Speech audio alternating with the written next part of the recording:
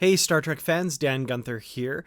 In the last week we've gotten 2 new episodes of Star Trek Short Treks, the series of short 15 to 20 minute episodes that started last season in between seasons 1 and 2 of Discovery.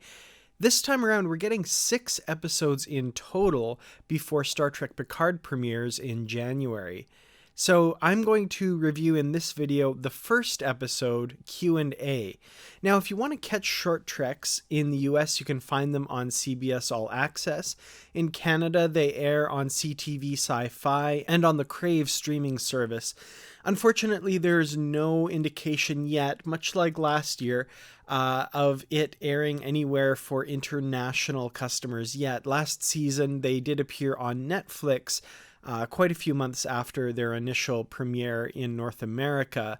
No word yet on if that's going to be the case again or when that might happen. So to the international viewers out there, I am really sorry that you're unable to legally see these episodes, but hopefully we'll be able to bring you some news soon of where you might be able to see those legally.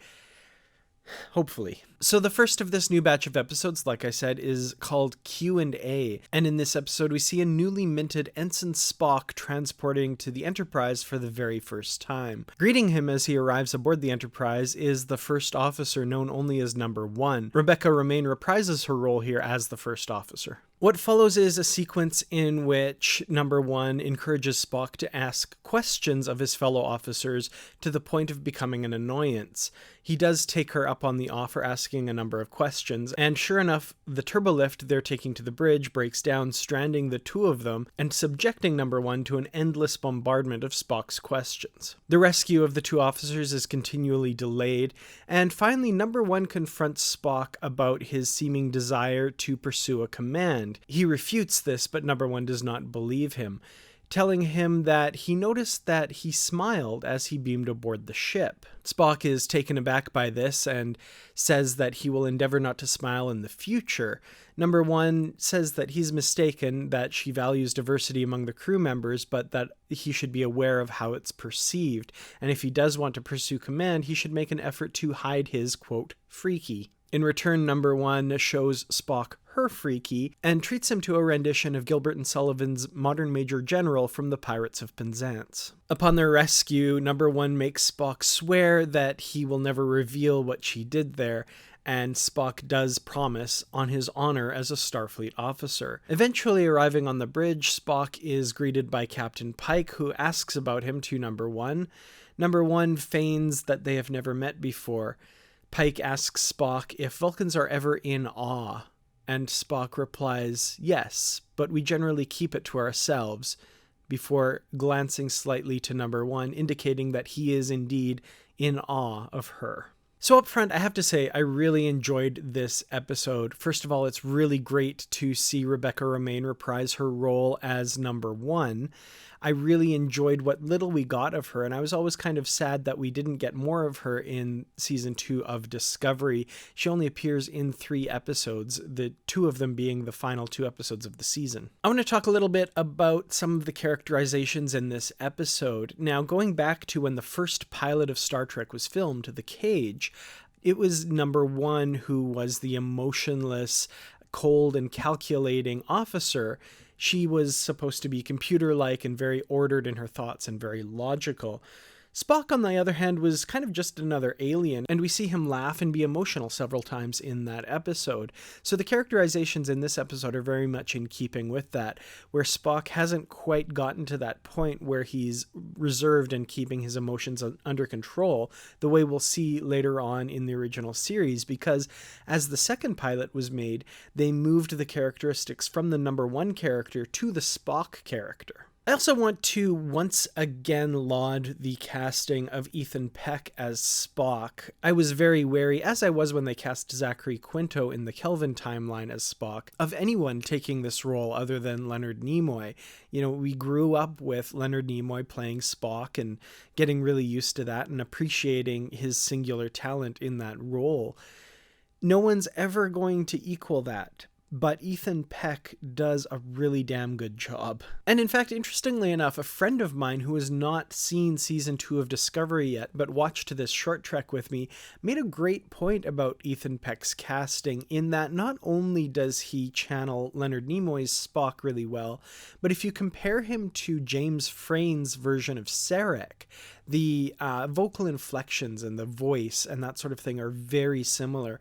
So kudos to the casting people who, cast for this role, going back 50 years in Star Trek history, but also in a really good way to tie it to the people they had already cast, namely James Frain's Sarek.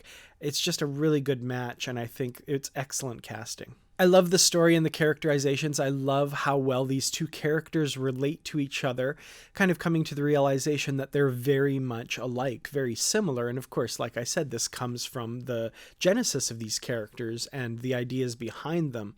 But the two actors really bring something special to it.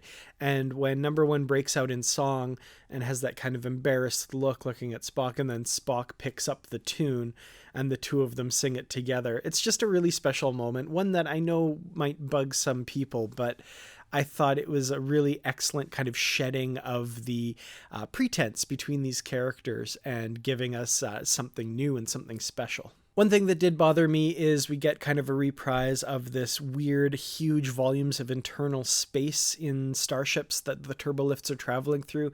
And in this case, we can't even just say, oh, that's just the USS Discovery, because this takes place on the Enterprise. And I really don't know why there's that much open space in the turbo shafts that the turbolift travels through to get to the bridge. It's still one of those head-scratcher things to me where I'm not quite sure what they're trying to accomplish with that.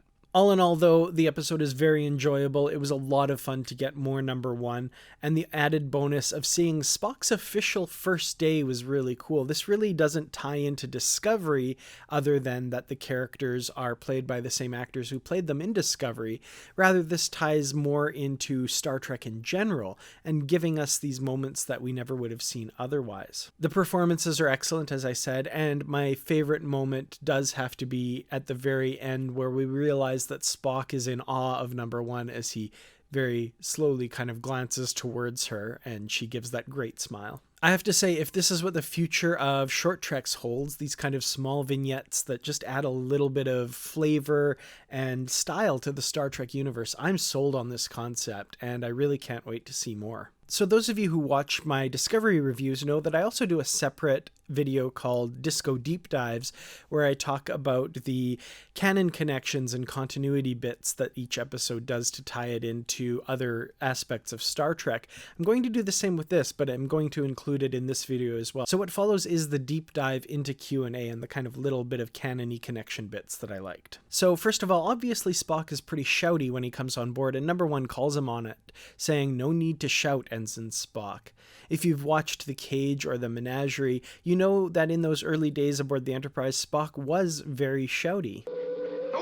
So this was very consistent with Leonard Nimoy's performance, specifically in The Cage. Number one's performance is very consistent with her characterization in The Cage as well. As I said, many of the Spock characteristics that we get to know later were part of the number one character. Very cold, very analytical, very logical, and very competent.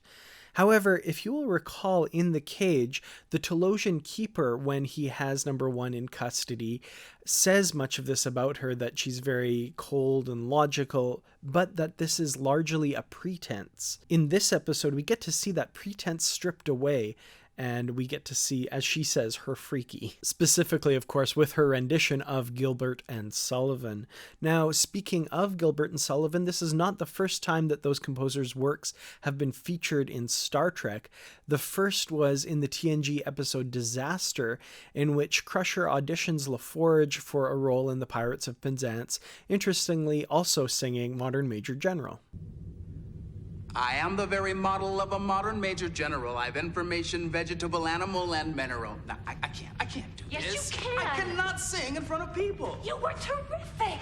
And of course, we cannot forget the bouncy ball sing-along of a British tar in Star Trek Insurrection, much as some people probably would like to forget that. Although her name was briefly mentioned in Discovery's Such Sweet Sorrow Part 2, we get definitive confirmation of number one's real name in this episode, Una. If you look closely just before Spock beams aboard, on the data slate that Number 1 is holding, we see her name, Lieutenant Commander Una. And of course, Spock correctly guesses her name later in the episode. At one point, Spock tells Number 1 that he has no ambitions to rise to command. This is a statement that he's made several times in Star Trek the original series, although in this case, Number 1 does not believe him. At one point, Number 1 warns Spock not to engage Captain Pike on the topic of horses, saying it's the only thing that he's sentimental about. We know of Pike's love of horses, and specifically his horse Tango, back on Earth in The Cage. Added to this, of course, are the various sound effects and bridge noises and that sort of thing that have been ported over from Star Trek the original series, but I did cover those in the Discovery episodes that feature the Enterprise, so I won't rehash them here. However, are there any canon connections or continuity things that I missed in this episode that you would like to mention? Let me know in the comments below, and let me know your thoughts on the episode Q&A. I'd love to hear them. Thank you all so much for watching. Thanks especially to the Patreon supporters for the help in bringing all of these videos to you. I really do appreciate it. Everyone else, thank you for liking, sharing, and subscribing. And of course, as I said, for watching. I'll see you all in the next video, which will be a review of the second episode of Short Treks from this season, The Trouble with Edward. Hopefully I'll have that for you guys soon. But until then, as always, I am the very model of a modern major No, I'm not gonna. No.